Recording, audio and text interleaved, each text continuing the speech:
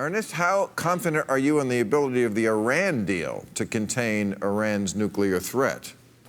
I'm quite confident. You worked a lot on that, right? I did indeed. And the reason is something that is seldom talked about. The deal puts in place verification measures that are completely unique and apply to this deal forever. Donald Trump said it's maybe the worst deal in the history of the world. Because everything he thinks of is the worst in the history of the world. So is it...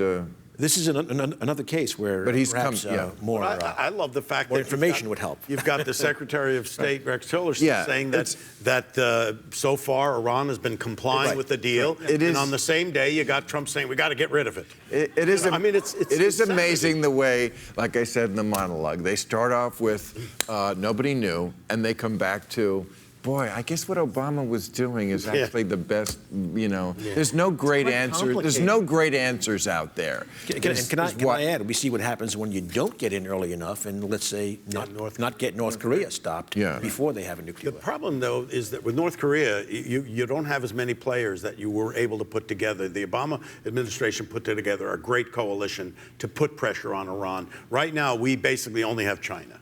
And that's all we have to put pressure on North Korea. So it's a little trickier. Tara, do you think more sexism exists on one side of the aisle, or is it a bipartisan problem? Well, obviously, it's somewhat bipartisan. We know Bill Clinton and then... Sure, absolutely. But did you ever work at Fox News? I did not work Have you ever been called hot chocolate? Well, I would actually probably be called like mocha macchiato or something, given my, not chocolate, but no, not at Fox News anyway.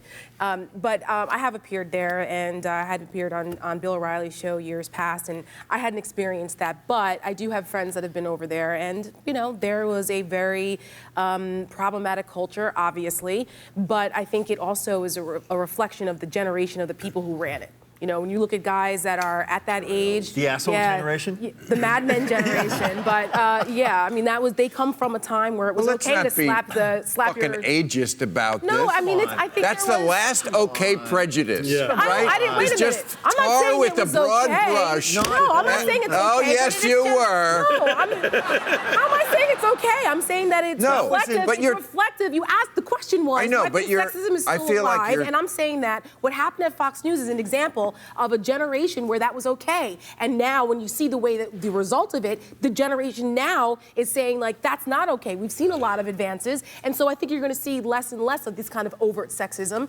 It's not over with, but, you know, there's progress is being made. You see that people are paying a price for it. Okay. Nick, do you think there are... more women are coming forward. Yeah. Nick, President Trump spoke at the NRA today. Yes. Do you think there are avenues to make progress on gun control? Yeah, I mean, and I'm deeply involved in that issue, and there's a tremendous amount of opportunity to make progress on gun violence prevention in cities and states around the country. And the only way that we'll make progress on those issues is in cities and states, and we passed background checks in Washington State. We passed extreme risk protection orders in Washington State. And in Maine, there's stuff going around the country, and there's a lot of progress that can be made in that way. But not federally, forget it. But to be clear, if you want to build a movement, you have to start in cities and states, whether it's the $15 minimum wage, marriage equality, pot legalization. If you want to change a culture, you have to do the hard work of changing hearts and minds in localities first. Okay.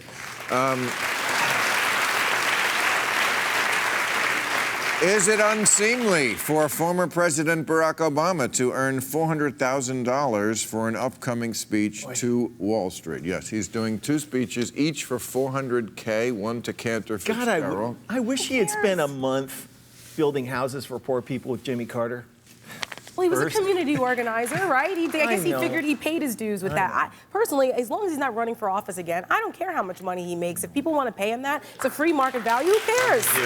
I don't have a problem with this. And I think that a lot of the people who are being righteously indignant about it are also people who make lots of money doing what they do. So I don't understand. But wait a second. The current president is trying to undo all of his Wall Street regulations. And then he goes to Wall Street and takes 400. Isn't that what sort of cost Hillary the election? Are those horrible speeches she made to Wall Street and she wouldn't release the transcripts of it? But Well, because she wouldn't release the transcripts. but if people saw it, they would. the difference is, are you in the pocket of Wall She was Street? running for, and she's running for office. He's not favor. running for anything right now, and you know. He's not going to. Now, Michelle Obama might be a different story. No, she she's could not be running. prepped. You She never know, but she doesn't want for it. the But it most part, kinda- I don't have a problem with this. It kind of looks like when he's on our team, we're okay with it. No, I don't feel that way. I Really? mean, if he were running for president, I would have, and in other words, if there was a time lapse and he had done those speeches, then I do have a problem with that, because then you get into the whole area of conflict of interest, which this administration is just one big ball but you could of make conflict of interest. Right. Yeah, of course it is. But you could say that when a guy is president, he's looking ahead to that $400,000 payday, and he's not going to get it if, while he's president, he's going to do something that's going to piss them off. So, isn't the best thing to do take your $10 million book deal? Can't you live on that? Yeah, well, That's up to his choice. It's individual freedom. If he wants to do it, he can do It's it. not arguing whether what are we going to? How are we going to change able that? to do it. There's also, the truth is that the country is being torn apart because a few people are doing well and most people aren't. Right. And this is the canonical example of that. It's just such a pure expression of that. It just, I'm surprised. Look, I'm really a capitalist. I'm a I just have capitalist. a problem It just with when I don't know when America became I covet my neighbor's success country. This was a country where you could come from nothing and be something. That's not Why what are it we is. It It's- is. it Why is are- not. If he That is, is- if he is not going to run for office again, he's a private citizen, and someone's willing to pay him $400,000 to pay his speech. I don't care if, as long as no laws are broken, that's fine by me. That's America. No, you know what? It's never about hating. Nobody hates anybody else's success. I don't know about That's not that. A true. lot of people, there's a lot of class warfare. Why? What are you saying? Oh, I think a lot of people hate other people's success. Oh, you're Okay, talking but- about show business? Fuck yeah. That's what I'm. I thought you meant. That's what I'm I thought talking you meant Politics money. too. I've All got right. news for you. Well, thank you very much, everybody. You were a great audience. You were a great panel. And I hope you have a great night. It's